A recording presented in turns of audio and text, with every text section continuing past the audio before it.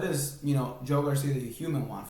This is the story of how I got myself into $22,000 worth of debt, got myself out, was able to curate a skill set that's helped me generate on an annual basis 6 figures a year. So it all started 2 years ago. I say 2 years ago like it was a long time, but it all started 2 years ago when I was 23 or 22. I'm 24 now.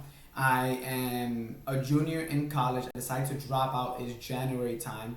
I'm talking to my parents. My parents are like, "Are you kidding me? This is crazy. This is terrible. You are my son. You're not supposed to do this." And in Hispanic culture, I'm Dominican, and I'm sure as other cultures, they have a lot of opinions on what their kids should and should not do.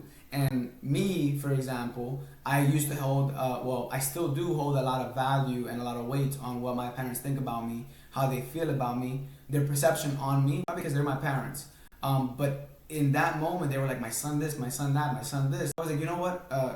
Pause it. What about Joe Garcia? What does, Joe Garcia, the human, want? Forget about being your son for a second. What do I want? And I knew I didn't want to continue being in school for freaking 6 hours a day, studying nothing I cared about, and just doing it just to check a box. I was just doing it just to check a box.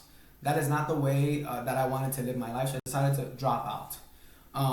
And in doing so, I started doing real estate full time, and I kept failing, and I kept failing, and I kept failing. And everybody around me was just like whispering. They're like, oh my God, did he do the right choice? My parents are doubting me. Are you sure you don't want to go back to school?